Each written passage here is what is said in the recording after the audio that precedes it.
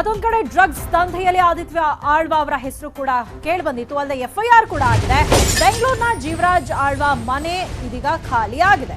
ಸದಾಶಿವನಗರದಲ್ಲಿರುವ ಜೀವರಾಜ್ ಆಳ್ವಾ ಅವರ ಮನೆ ಖಾಲಿಯಾಗಿದೆ. ಜೀವರಾಜ್ ಆಳ್ವಾ ಪುತ್ರ ಆದಿತ್ಯ ಆಳ್ವಾ ಅವರ ಹೆಸರು ಕೇಳಿ ಬಂದಿತ್ತು. ಅಲ್ಲದೆ ಎಫ್ಐಆರ್ ಕೂಡ ಆಗಿದೆ. ಈ ಒಂದು ಡ್ರಗ್ಸ್ ದಂಧೆ ವಿಚಾರಕ್ಕೆ ಸಂಬಂಧಪಟ್ಟ ಹಾಗೆ ಈ ಒಂದು ಎಫ್ಐಆರ್ ಆಗ್ತಾ ಇದ್ದ ಹಾಗೆ ಸದಾಶಿವನಗರದಲ್ಲಿರುವಂತಹ ಮನೆಯನ್ನ ಆಳ್ವಾ ಕುಟುಂಬದವರು ಖಾಲಿ ಮಾಡಿದ್ದಾರೆ. ಜೀವರಾಜ್ ಆಳ್ವಾ ಅವರ ಮನೆ ಇದೀಗ ಖಾಲಿಯಾಗಿದೆ. ಸದಾಶಿವನಗರದಲ್ಲಿರುವ ಜೀವರಾಜ್ ಆಳ್ವಾ ಅವರ ಮನೆ ಖಾಲಿಯಾಗಿದೆ. ಮಾಜಿ ಮಿನಿಸ್ಟರ್ ಕುಟುಂಬದವರು ಎಸ್ಕೇಪ್ ಆಗಿದ್ದಾರಾ? ಹಾಗಾದ್ರೆ ಮನೆ ಖಾಲಿ ಮಾಡಿಕೊಂಡು ಕುಟುಂಬಸ್ಥರು ಹೋಗಿದ್ದಾರೆ. ಮನೆಯಲ್ಲಿ ಯಾರಿದ್ದಾರೆ ಅನ್ನುವಂತಹ ಮಾಹಿತಿಯೇ ಇಲ್ಲ. ಡ್ರಗ್ಸ್ ಆರೋಪ ಕೇಳಿ ಬರ್ತಿದ್ದಂತೆ ಮನೆಯನ್ನ ಬಿಟ್ಟು ಬೇರೆ ಕಡೆ ಹೋದ್ರ ಹಾಗಾದ್ರೆ ಜೀವರಾಜ್ ಫ್ಯಾಮಿಲಿ ಅನ್ನುವಂತಹ ಅನುಮಾನ ವ್ಯಕ್ತ ಆಗಿದೆ. ಈಗ ನಾವು ದೃಶ್ಯದಲ್ಲಿ ತೋರಿಸ್ತಾ ಇದ್ದೀವಿ. ಇದು ಜೀವರಾಜ್ ಆಳ್ವಾ ಅವರ ಮನೆ, ಸದಾಶಿವನಗರದಲ್ಲಿದೆ ಈ ಮನೆ. ಬಟ್ ಈ ಮನೆ ಇದೀಗ ಖಾಲಿಯಾಗಿದೆ. ಜೀವರಾಜ್ ಆಳ್ವಾ ಅವರ ಪುತ್ರ ಆದಿತ್ಯ ಆಳ್ವಾ ಅವರ ಒಂದು ಹೆಸರು ಈ ಒಂದು ಡ್ರಗ್ಸ್ ದಂಧೆಯಲ್ಲಿ ಕೇಳಿ ಬಂದಿತ್ತು. ಅದಾದ ಬಳಿಕ ಇದೀಗ ಮನೆ ಖಾಲಿ ಆಗಿದೆ. ಈ ಕುರಿತಂತೆ ನಮ್ಮ ಪ್ರತಿನಿಧಿ ಕೃಷ್ಣ ವಿವರಣೆಯನ್ನ ನೀಡಿದ್ದಾರೆ. ಬನ್ನಿ ನೋಡೋಣ. ಡ್ರಗ್ಸ್ ದಂಧೆ ಆರೋಪದಡಿಯಲ್ಲಿ ಈಗಾಗಲೇ ಸ್ಯಾಂಡಲ್ವುಡ್ ನಲ್ಲಿ ಕೆಲ ನಟಿಯರು ವಿಚಾರಣೆಯನ್ನ ಎದುರಿಸ್ತಾ ಇದ್ದಾರೆ. ಈ ನಡುವೆ ಕೆಲ ವಿವಿಧ ಕ್ಷೇತ್ರದ ಗಣ್ಯರ ಮಕ್ಕಳುಗಳು ಕೂಡ ಈ ಒಂದು ದಂಧೆಯಲ್ಲಿ ಇನ್ವಾಲ್ವ್ ಆಗಿದ್ದಾರೆ ಅನ್ನೋದು ಕೂಡ ಹೇಳಲಾಗ್ತಾ ಇದೆ. ಪ್ರಮುಖವಾಗಿ ಮಾಜಿ ಸಚಿವರಾಗಿರ್ತಕ್ಕಂತಹ ಜೀವರಾಜ್ ಆಳ್ವಾ ಅವರ ಪುತ್ರ ಆದಿತ್ಯ ಆಳ್ವಾ ಏನಿದ್ದಾರೆ ಅವ್ರ ಮೇಲೂ ಕೂಡ ಎಫ್ಐಆರ್ ಆಗಿದೆ. ಎಫ್ಐಆರ್ ಆದ ನಂತರವಾಗಿ ಅವರ ಮನೆಯಲ್ಲಿ ಅವರು ಇಲ್ಲ ಅನ್ನುವಂಥದ್ದು ಈಗ ನಾವು ಕಾಣಬಹುದಾಗಿದೆ. ಬೆಂಗಳೂರಿನ ಸದಾಶಿವನಗರದಲ್ಲಿರತಕ್ಕಂತಹ ನಿವಾಸ ಏನಿದೆ ಇದು ಜೀವರಾಜ್ ಆಳ್ವಾ ಅಂದ್ರೆ ಪ್ರಮುಖವಾಗಿ ಮಾಜಿ ಸಚಿವರು ಆಗಿರ್ತಕ್ಕಂತಹ ಜೀವರಾಜ್ ಆಳ್ವಾ ಅವರ ಮನೆ.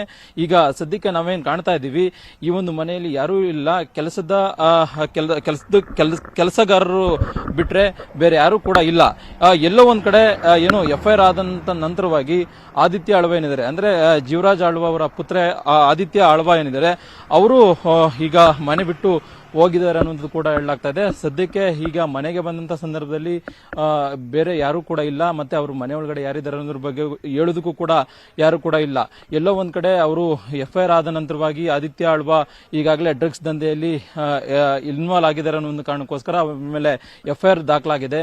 ದಾಖಲಾದ ಬಳಿಕವಾಗಿ ಈಗ ಅವರು ಇಲ್ಲಿಂದ ಬೇರೆ ಕಡೆ ಹೋಗಿದ್ದಾರೆ ಅನ್ನುವಂಥದ್ದು ಕೂಡ ಹೇಳಲಾಗ್ತಾ ಇದೆ. ಜೊತೆಗೆ ಎಲ್ಲೋ ಒಂದ್ ಕಡೆ ಅವರು ಬೆಂಗಳೂರಲ್ಲಿ ಇಲ್ಲ, ಎಲ್ಲೋ ಬೆಂಗಳೂರು ಬಿಟ್ಟು ಬೇರೆ ರಾಜ್ಯದ ಅಥವಾ ಬೇರೆ ಕಡೆ ಎಲ್ಲ ಹೋಗಿದ್ದಾರೆ ಅನ್ನೋದು ಕೂಡ ಹೇಳಲಾಗ್ತಾ ಇದೆ. ಜೊತೆಗೆ ಈ ಒಂದು ವಿಚಾರ ತಿಳಿದ ನಂತರವಾಗಿ ಮಾಜಿ ಸಚಿವರು ಆಗಿರತಕ್ಕಂತಹ ಜೀವರಾಜ್ ಆಳ್ವಾ ಇಡೀ ಫ್ಯಾಮಿಲಿ ಏನಿದೆ ಅದೆಲ್ಲದೂ ಕೂಡ ಈಗ ಈ ಒಂದು ಮನೆ ಬಿಟ್ಟು ಈಗ ಬೇರೆ ಕಡೆ ಹೋಗಿರುವಂತದ್ದು. ಕ್ಯಾಮರಾ ಪರ್ಸನ್ ಸುನಿಲ್ ಜೊತೆಗೆ Krishna JV, news 18 Kannada, Bengaluru. Drugs case ಬಗ್ಗೆ ಗೃಹ ಸಚಿವರು ಸೇರಿ ಸಾಕಷ್ಟು ಸಚಿವರು ಇಂದು ಮಾತನಾಡಿದ್ದಾರೆ. ಪದೇ ಪದೇ ತಪ್ಪು ಮಾಡಿದ್ರೆ ಗೂಂಡಾ ಕೇಸ್ ಹಾಕಲಾಗುತ್ತೆ, ಯಾವುದೇ ಕ್ಷೇತ್ರದಲ್ಲಿರಲಿ ಯಾರನ್ನೂ ಬಿಡಲ್ಲ ಅಂತ ಗೃಹ ಸಚಿವ ಬಸವರಾಜ ಬೊಮ್ಮಾಯಿ ಮತ್ತೆ ವಾರ್ನಿಂಗ್ ಕೊಟ್ಟಿದ್ದಾರೆ. ಇನ್ನು ಎಸ್.ಟಿ. ಸೋಮಶೇಖರ್ ಹಾಗೂ ಶ್ರೀರಾಮುಲು ಕೂಡ ಡ್ರಗ್ಸ್ ದಂಧೆ ಮಟ್ಟ ಹಾಕುವ ಬಗ್ಗೆ ಮಾತಾಡಿದ್ದಾರೆ.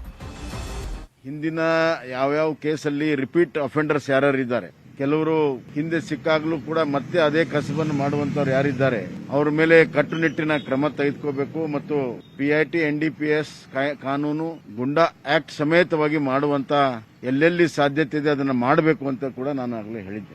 ವಿಶೇಷವಾಗಿ ಬೆಂಗಳೂರು ಮತ್ತು ಬೆಂಗಳೂರು ಸುತ್ತಲಿರೋ ಪ್ರದೇಶಗಳು, ಬೆಂಗಳೂರಿನಲ್ಲಿ ಕಾರ್ಯಾಚರಣೆ ಬಿಸಿ ಮುಟ್ಟಿದ್ರೆ ಈ ರೇವ್ ಪಾರ್ಟಿಗಳು, ಇವು ವೀಕೆಂಡ್ ಪಾರ್ಟಿಗಳೇನಿದ್ದಾವೆ ಇವೆಲ್ಲ ಬೆಂಗಳೂರು ವಲಯಕ್ಕೆ ಶಿಫ್ಟ್ ಆಗ್ತಾರೆ.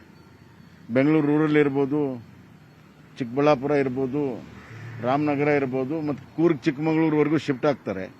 ಹೀಗಾಗಿ ಆ ಜಿಲ್ಲೆ SP ಗಳಿಗೆ ಹೇಳಿದ್ದೇನೆ, 4 ದಿಕ್ಕಿನಿಂದ ಇದನ್ನ ಬಿಗಿ ಮಾಡಿದರೆ ಮಾತ್ರ ನಿಯಂತ್ರಣ ಮಾಡಕ್ಕೆ ಸಾಧ್ಯ.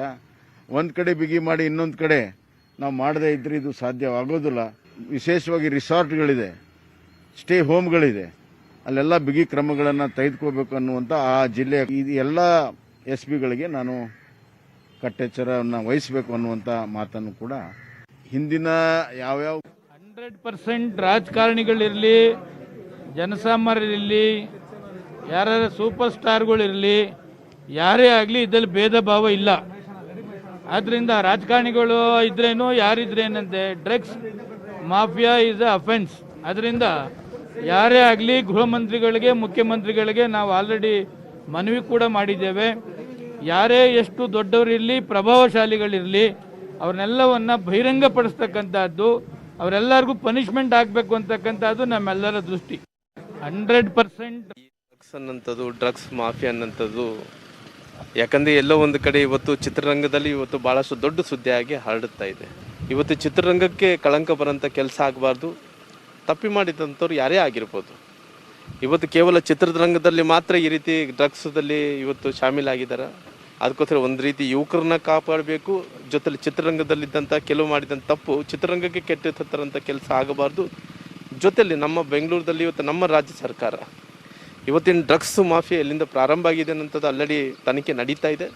ಯಾರೇ ಆಗಿರ್ಬೋದು, ರಾಜಕಾರಣಿಯ ಮಕ್ಕಳಾಗಿರ್ಬೋದು, ರಾಜಕಾರಣಿಗಳಾಗಿರ್ಬೋದು, ಇವತ್ತು ಚಿತ್ರರಂಗದಲ್ಲಿದ್ದಂಥ ಕೆಲವೊಂದು ಕಲಾವಿದರಾಗಿರ್ಬೋದು, ಯಾರೇ ಆಗಿರ್ಬೋದು, ಡ್ರಗ್ಸ್ ವಿಚಾರದಲ್ಲಿ ಯಾರೇ ಆಗಿದ್ರು ಕೂಡ